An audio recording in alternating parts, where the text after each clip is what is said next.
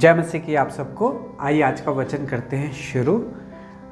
याकूब की पत्री और उसका 5 अध्याय और उसकी 19 और 20 आयत को मैं पढ़ूंगा।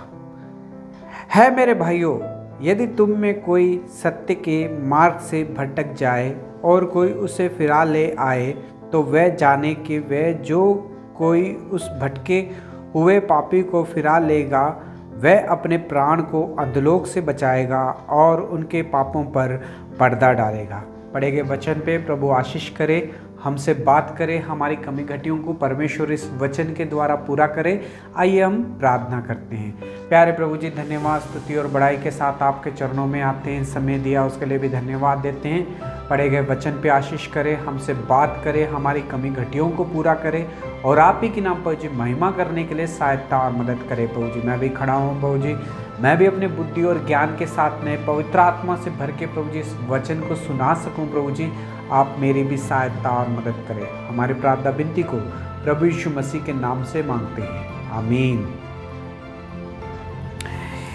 याकूब की पत्री और उसका 5 अध्याय और आज हमने 19 और 20 आयत को हम आज ध्यान करने वाले हैं। हे भाई और बहनों, हम एक वचन के ऊपर ध्यान कर रहे थे कि हीलिंग सीक्रेट, यानी कि चंगाई का रहस्य क्या है, किस तरह से हमें चंगाई जो है मिल सकती है भाई और बहनों। बड़ा ही सिंपल है।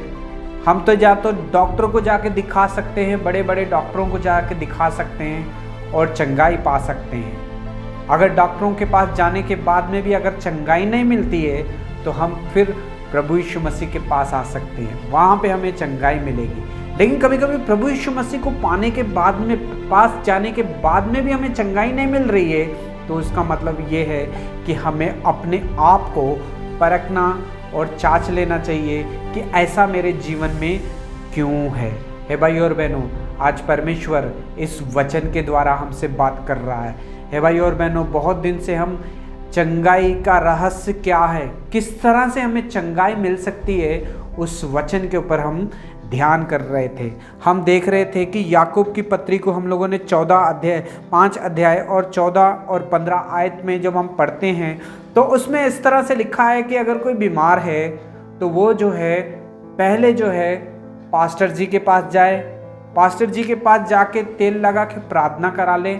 अगर वो तेल लगा के प्रार्थना कराएंगे तो वो रोगी जो है ठीक हो जाएगा और उठ के खड़ा हो जाएगा और उसने जो कुछ भी पाप भी किए होंगे तो वो भी क्षमा किए जाएंगे। हे भाई और बहनों, इस तरह से वचन में लिखा है और हम सब इस वचन को जानते हैं और इस वचन को जो है फॉलो भी करते हैं। हमने देखा कि जब हम वचन को फॉलो करते हैं, जब चंगाई, कभी कभी प्रार्थना करने के बाद में भी चंगाई नहीं मिलती है, तब हमें अपने आप को जो है परख लेना चाहिए। है भाई और बहनों, किस तरह से परखना चाहिए?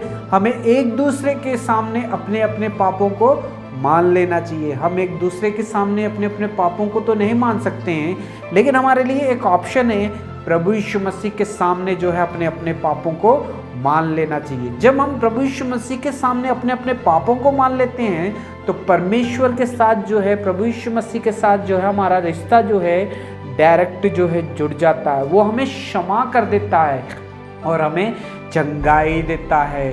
और हमें एक दूसरे के लिए क्या करना चाहिए? प्रार्थना करना चाहिए, जिससे कि हम भी चंगाई पाएंगे अगर हम एक दूसरे के लिए प्रार्थना करेंगे। हमने ये भी देखा कि धर्मी जन की प्रार्थना का परमेश्वर जो है जवाब देता है। तो धर्मी जन कब इंसान कब बनता है? जब वो प्रभु यीशु मसीह के पास आके अपने पापों की माफ़ी मांगता है। जब उसके पाप क्षमा किए जाते हैं, तब वो धर्मी बन जाता है और धर्मी जन की प्रार्थना को परमेश्वर सुनता है और उसका जवाब देता है भाई और बहनों, आज परमेश्वर इस वचन के द्वारा हमसे बात कर रहा है। आपका जीवन कैसा है? आपने उद्धार पाया है, प्रभु यीशु मसीह को जाना है, बपतिस्मा भी ले लिया है, आप मंडली में आ रहे हो, मंडली में बहुत सारी सेवा कर रहे हो, तो बहुत अच्छी बात है। अगर आप भी बीमार हो, प्रार्थना कराने के बाद में भी आप चंगाई नहीं पा रहे हो, तो ये वचन आज आपके लिए है भाई और बहनों। आज परमेश्वर इस वचन के द्वारा हमसे बात कर रहा है भाई और बहनों। हमें जो है अपने आप को हर एक समय में जो है, अगर मुझे चंगाई नहीं मिल रही है प्रार्थना करने के बाद में भी, तो हमें अपने आप को जो है, सबसे ज़्यादा ज़रूरी है कि हमें अपने आप को जो है परख लेना चाहिए कि हम किस तरह से जीवन जी रहे हैं और अपना जीवन जो है किस तरह से हम बिता रहे हैं भाई और बहनों। आज परमेश्वर इस वचन के द्वारा हमसे बात कर रहा है भाई और बहनों। वचन में लिखा है कि जब हम एक डॉक्टर के पास जाते हैं, डॉक्टर के पास जाके जब उससे कहते हैं कि मैं बीमार हूँ, तो वो दवाई ऐसा नहीं दे देता है, पहले वो टेस्ट लिखता है। टेस्ट लिखने के बाद में जब वो टेस्ट जब सामने आते हैं तो उससे पता लगता है कि क्यों बीमारी आई, किस वजह से आई। फिर डॉक्टर बताता है कि ये बीमारी इसलिए थी तुम्हारे शरीर में क्योंकि ये तुम्हारे शरीर में था, ये रोग था, इसलिए तुम ठीक नहीं हो पा रहे थे, इसे मैं वही दवाई दूंगा जिससे तुम ठीक हो जाओगे। फिर वो रोगी जो है दवाई लेता है तो वो ठीक हो जाता है, क्योंकि उसने टेस्ट कराने के बाद में जो है दवाई ली होती है भाई और बहनों। इसी रीति से हमें अपने आप को, आत्मिक जीवन को भी हमें परख लेना चाहिए कि हम विश्वास में कितना है, हम आत्मिक जीवन हमारा किस तरह से हम जी रहे हैं, हमें इस चीज़ का भी ध्यान रहना चाहिए हमें। यहाँ पे हम वचन में दिखते हैं कि है मेरे भाइयों, यदि कोई तुम में कोई सत्य की आत्मा से मार्ग से भटक जाए तो उससे फिरा ले आओ, तो वह ये जान ले कि जो कोई किसी भटके हुए पापी को फिरा लेगा वह अपने प्राण को मृत्यु से बचाएगा और उनके पापों पर पर्दा डालेगा है भाई और बहनों। एक विश्वासी का काम ये भी है कि उसे परख कर लेनी चाहिए कि एक इंसान जब भटक जाता है तो हमें उस इंसान को जो है इंकरेज करके जो है वापस लेके आना चाहिए है भाई और बहनों। आज परमेश्वर इस वचन के द्वारा हमसे बात कर रहा है। काफ़ी लोग जो है उद्धार पाते हैं और बपतिस्मा भी ले लेते हैं, मंडली में भी आ जाते हैं और मंडली में आके सेवा भी करते हैं, थोड़े दिन तक विश्वास में अच्छे बने रहते हैं। लेकिन कभी कभी हम देखते हैं कि विश्वास में जब बने रहते हैं थोड़े लोग, तो थोड़े दिनों के बाद में उनका विश्वास कमज़ोर हो जाता है, प्रार्थना करना छोड़ देते हैं, बाइबल पढ़नी छोड़ देते हैं, फिर वो कॉलेज मीटिंग में आना भी छोड़ देते हैं, फिर संडे के दिन भी और भी आना बंद कर देते हैं चर्च में। कभी कभी हमारे जीवन में हम देखते हैं कि हमारे यार दोस्तों के साथ ऐसा ही होता है और वो लोग जो है स्वभाव को छोड़ देते हैं, कलीसिया को छोड़ देते हैं और काफ़ी दूर चले जाते हैं। हमें पता भी होता है कि वो हमारे घर के सामने हैं, हमें पता होता है कि वो हमारे दोस्त ही हैं। कभी कभी हम क्या करते हैं कि उनको जाके ये सब बातें बताते नहीं हैं कि भैया आप जो कर रहे हो वो गलत कर रहे हो, वचन में ऐसा नहीं लिखा है भाई और बहनों। अगर आप बीमार हो तो भाई और बहनों आपको परख लेना, जांच लेना चाहिए कि आपके सामने अगर कोई विश्वासी कमज़ोर है, वो आपके घर के पास रहता है, घर के सामने रहता है, या आपका रिश्तेदार है या आपका यार दोस्त है, अगर वो भटक चुका है, अगर आप उसे वापस आने के लिए इंकरेज नहीं कर पा रहे हो, तो भाई और बहनों आज परमेश्वर इस वचन के द्वारा हमसे बात कर रहा है। आपका जीवन कैसा है, आप कैसा जी रहे हो, आपका विश्वास कैसा है, आपके द्वारा लोग इंकरेज हो पा रहे हैं, आपके द्वारा लोग जो भटक जा रहे हैं क्या वो फिर से वापस आ रहे हैं, आपके जीवन में क्या हो रहा है, आपका जीवन कैसा है भाई और बहनों। कहीं इसलिए तो आप बीमार नहीं हो कि आप देख के भी जाने अनजान कर रहे हो, अपने दोस्तों को देख के उन्हें इंकरेज नहीं कर पा रहे हो, परमेश्वर का वचन नहीं सुना पा रहे हो। क्या आज परमेश्वर आपसे इस वचन के द्वारा बात करता है? तो भाई और बहनों ये समय है हमें अपने आप को परख लेने का, जांच लेने का है भाई और बहनों। कभी कभी हम अपने लोगों को देखते हैं हमारे सामने जो कि विश्वास में बढ़ते रहते हैं और भी विश्वास में आगे बढ़ जाते हैं, तो कभी कभी हम उन्हें देख नहीं पाते हैं, कभी हम बर्दाश्त नहीं कर पाते हैं। यार मुझसे आगे निकल गया, यार इसके बच्चे मेरे बच्चों से आगे निकल गए, यार इसने घर के ऊपर घर बना लिया, यार इसने गाड़ियाँ खरीद ली, यार ये हर हफ्ते ऐसा करता है, हर हफ्ते ऐसा कर रहा है, आगे बढ़ते जा रहा है और मैं पीछे रहता हूँ। हे भाई और बहनों कभी कभी ऐसी सोच भी जो है हमें बीमार कर देती है। हे भाई और बहनों कभी कभी ऐसी सोच जो है हमारे अंदर बीमारियां लेके आ जाती है भाइयों और बहनों। क्या आपसे परमेश्वर इस वचन के द्वारा बात कर रहा है? तो भाइयों और बहनों, अपने आप को परखने का, जांचने का समय भी यही है भाइयों और बहनों। एक विश्वासी अगर भटक जाता है तो उसे पास फिर से वापस लेके आना चाहिए हमें, उसको वचन सुना के, उसको एंकरेज करके, प्रभु यीशु मसीह का प्यार दिखाना चाहिए हमें कि वापस आ जा।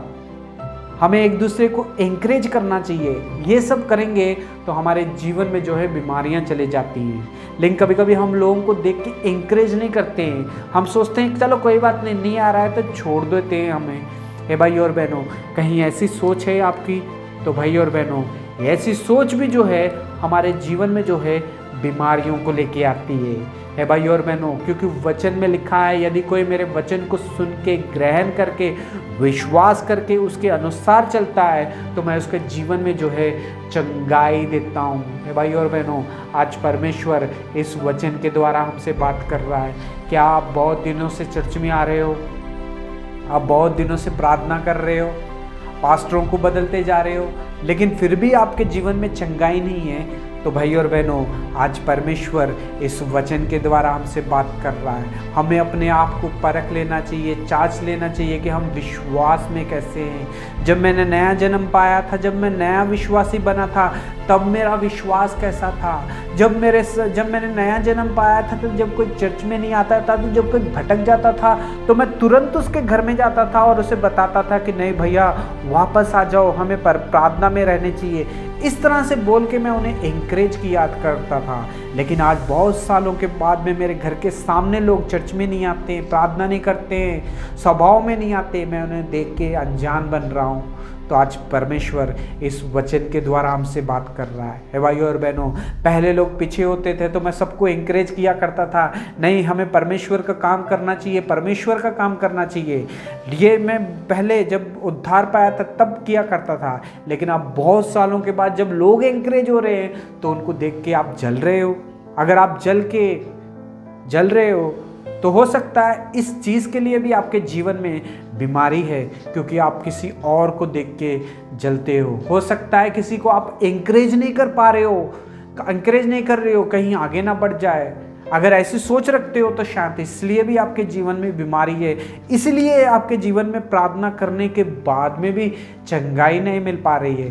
तो आज परमेश्वर इस वचन के द्वारा हमसे बात कर रहा है। अगर कोई भटके हुए को, मार्ग से भटके हुए को कोई रास्ता दिखा देता है तो परमेश्वर उसके जीवन में जो है आशीष भर देता है, उसके जीवन में चंगाई देता है, उसके जीवन को आशीष से भर देता है। उसके जीवन में नहीं, उसके परिवार को भी जो है आशीष से भर देता है। हे भाई और बहनों, आज परमेश्वर इस वचन के द्वारा हमसे बात कर रहा है कि आप बीमार हो, बहुत दिनों से बीमार हो, प्रार्थना करने के बाद में भी बीमार रहते हो, प्रार्थना कराने के बाद में भी बीमार रहते हो, तो भाई और बहनों, हमें अपने आप को परख लेना चाहिए। क्या एक भटके हुए को मैं वापस लेके आ रहा हूँ विश्वास में? जो एंकरेज हो जा रहे हैं, क्या मैं उनको देख के जल रहा हूँ? अगर ये सब स्वभाव आपके अंदर है, एक विश्वासी के जीवन में है, तो हो सकता है आपकी चंगाई के जीवन, आपके चंगाई आने के लिए ये चीज़, ये सोच आपके जीवन में जो है दीवार बनी,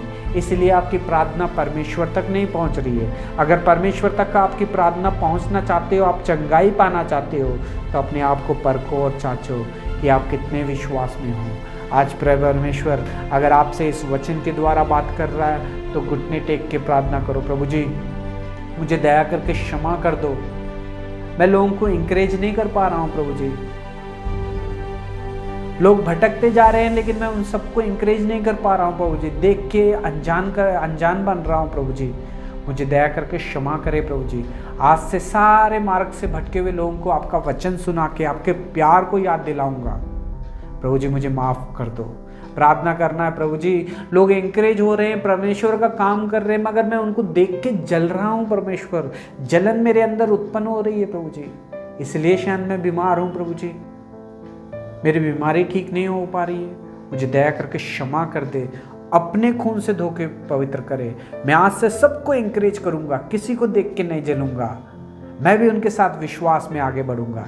जब ये प्रार्थना आप करोगे तो परमेश्वर आपको क्षमा करेगा, अपने लहू से धो के वो पवित्र करेगा और आने वाले दिनों के लिए आपको वो उठा के खड़ा करेगा। हे भाई और बहनों, आज परमेश्वर इस वचन के द्वारा हमसे बात कर रहा है। आपका जीवन कैसा है? हमें अपने आप को परख लेना, जांच लेना चाहिए कि मेरी बीमारी क्यों ठीक नहीं हो रही है, क्योंकि परमेश्वर दयालु परमेश्वर है, चंगाई देने वाला परमेश्वर है, माफ़ी मांगेंगे तो माफ़ करने वाला परमेश्वर है। उसके पास आएंगे तो वो भी हमारे पास दौड़ के आके हमें गले से लगाने वाला परमेश्वर है।